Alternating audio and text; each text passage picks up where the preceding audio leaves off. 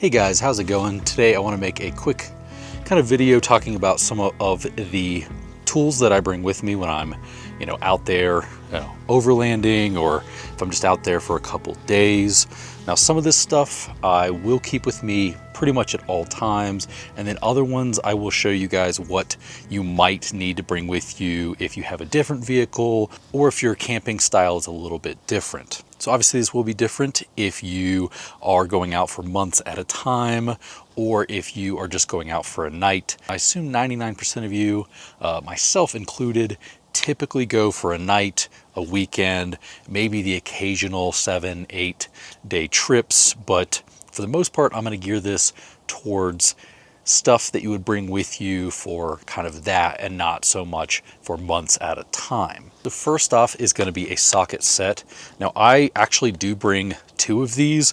One of them, this Craftsman one here, always is inside of my vehicle, but it is very small. It doesn't have, every single thing I need, but in a pinch it will work.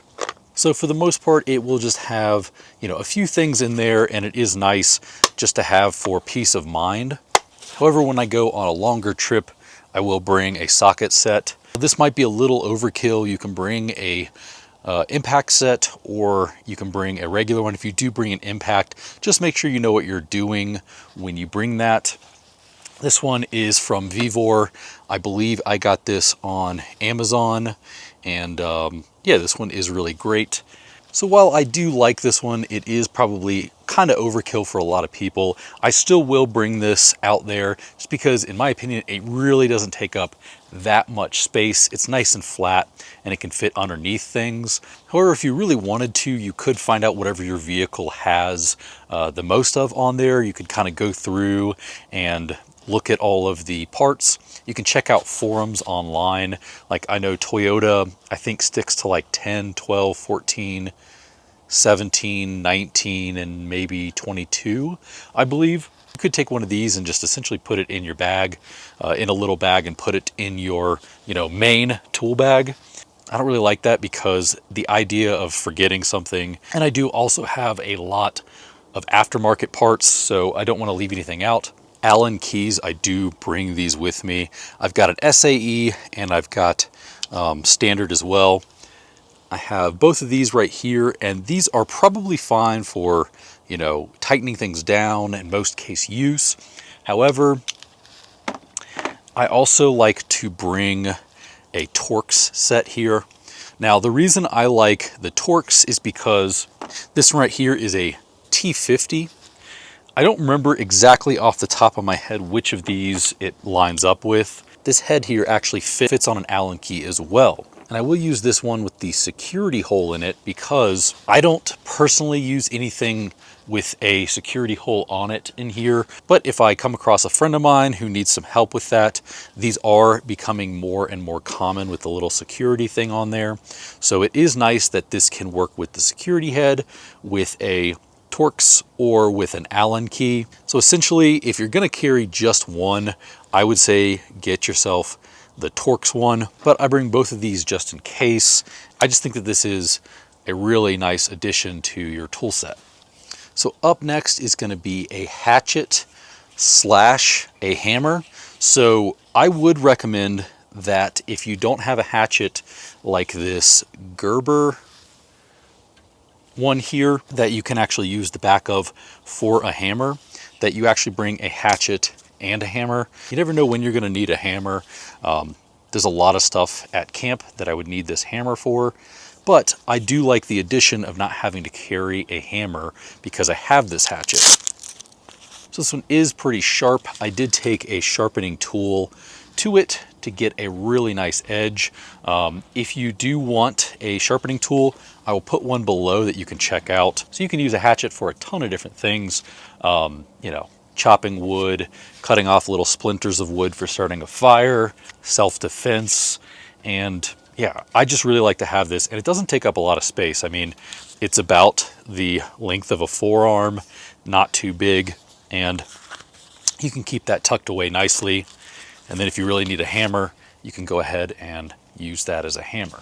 So at the same time, you could go ahead and get yourself a little saw. It is probably the most compact one that I've ever used. This one is also Gerber, and it's pretty cheap. I think this was like under $30 for this, and I use this all the time. Cut down my Christmas tree with it. I cut down, things in the yard, little branches, stuff like that. But keeping this in my car, you never know what you need to cut while you're out there. After that is going to be pocket knives. Now I have a few of these, the Gerber ones here. I really like these. So I have some cheap ones of theirs that are like 20 something dollars, and they do a pretty good job. But this one is my favorite knife that I've ever owned here. It is very lightweight, and I don't know, something about it. It just feels so smooth on here. You've got a clip. Now this always stays on my pants pockets, so I'll always have that or one of my other knives right here on my side. So I just keep that there, but it pops off pretty easy. It has nice grip to it. It's super easy to open up like that, and it's not easy to accidentally close it. You can also get yourself something like this. This is like Harbor Freight, I believe. This knife actually, it really sucks. Not great for using as a knife. It was very sharp when I first got it. Even with trying to sharpen it, it's not that great. I do hang on to this for one reason and one reason only.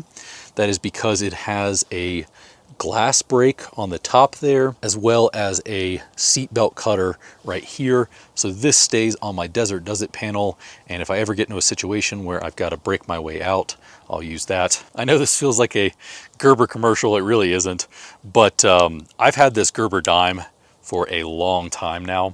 I really do like this for little small jobs. You've got a ton of different stuff on here, and this really isn't very expensive. I don't know what the price is now on it. I've had it for a few years. It could be a lot more now, but you've got a knife on there if you need it. You've got a flathead screwdriver you could use, a file, scissors on there as well. For the most part, I really just use these little pliers for little small jobs. Now, because I did love that Gerber one so much, I did have another brand of multi-tool.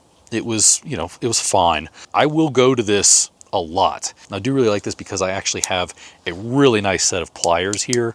This one is really great. You've got your needle nose on there. You've even got a wire cut on there right here as well. I'll use this screwdriver probably more than any screwdriver when I'm working on, something around the truck that isn't going to be like, crazy difficult. If I'm doing something where I'm going to be working on it for a long time, this isn't the best tool to use. Obviously, just get yourself a regular screwdriver.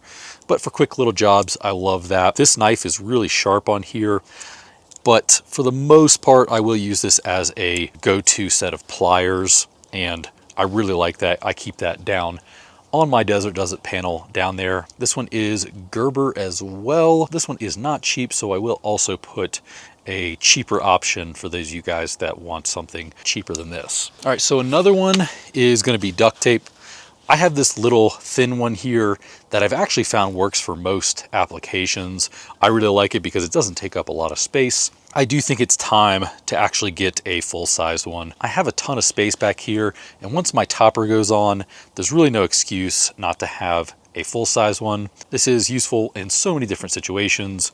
I pick the Gorilla one here because in my experience, and also through my research, this is one of the better ones. So down by my feet, I do keep this little light right here. So this is the i5T EOS. They have a really weird naming system, so I think that's what it's called, i5T.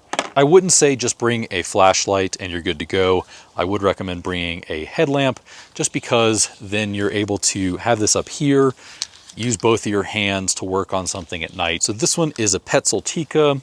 I have a really old one. I think this is from like 2014, 15, something like that. This one is a bit of a weird one. This is an OBD scanner. I got this originally when I was looking at trucks to replace my 4Runner. Now, I've pretty much never had to use this, knock on wood. But if you have like a Jeep and you have all those problems, this will definitely help. But if you drive an older vehicle or something like that, an OBD reader is something really nice to have. So another thing that I keep in here is a tire kit.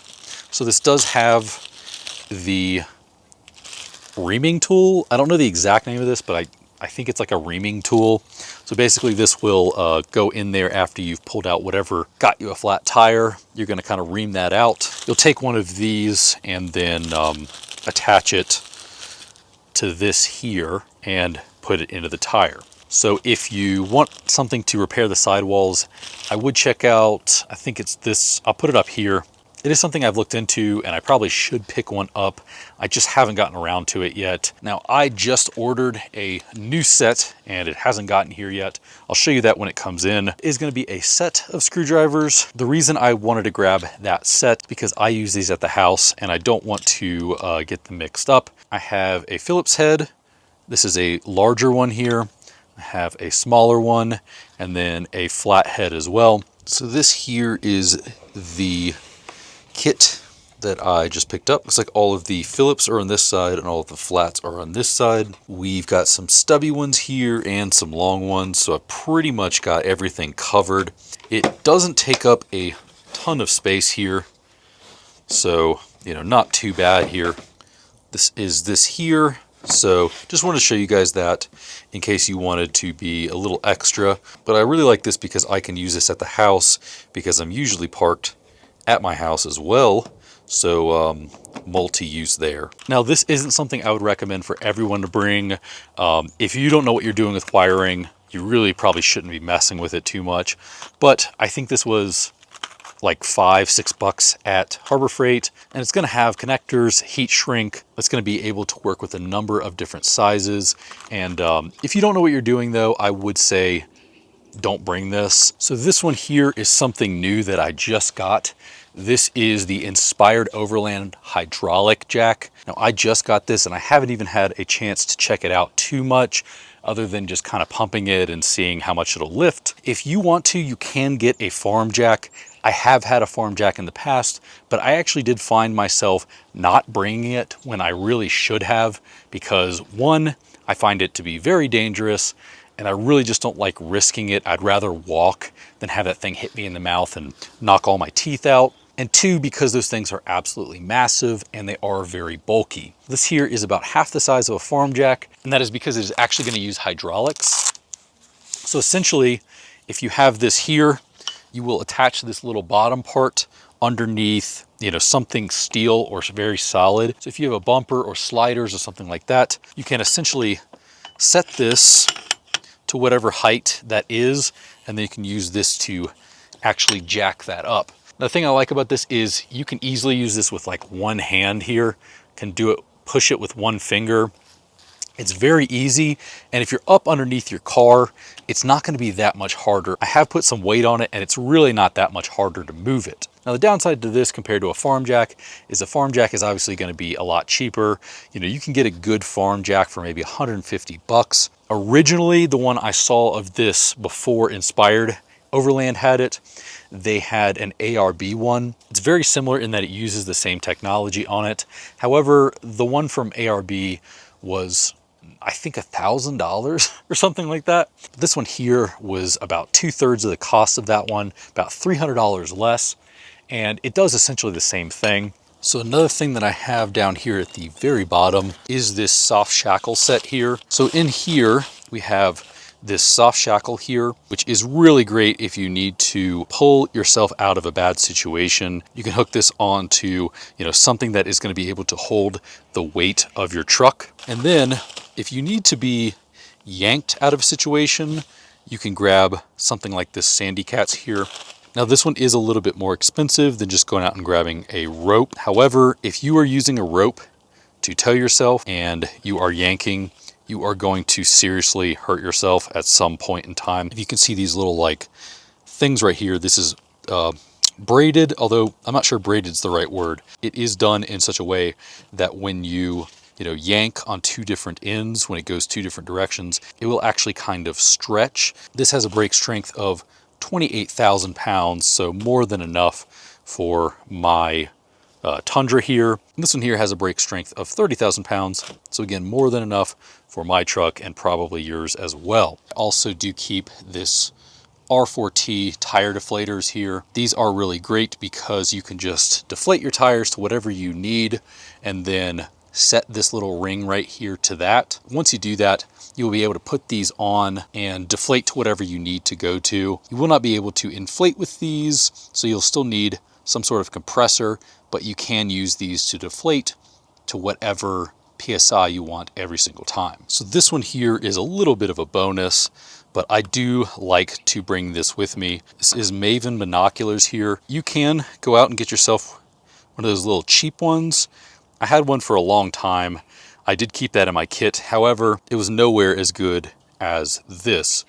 This is the C2, so it's a little bit on the lower end. The reason I do like to bring these just in case is, let's say I have a breakdown or something on the side of the road and I'm up on a mountain. Check down to the base and see what direction I need to go if I need to get to safety. Because as much as we prepare out there and as much equipment as we bring, there is always something that can really just be catastrophic out there. I'll drop a link below to these, but I really do like these a lot. I actually, truth be told, do not bring this with me while I'm camping or overlanding, off-roading, but if you are going to be building out your truck in any way, shape, or form, you do need to pick up one of these torque wrenches, because pretty much every off-road part you put on your vehicle, you are going to need to torque down to spec, because that is the safest way to actually ensure that whatever part you add to your vehicle is going to stay on there. There's a reason that they give you those torque specs, because the manufacturers are telling you that this is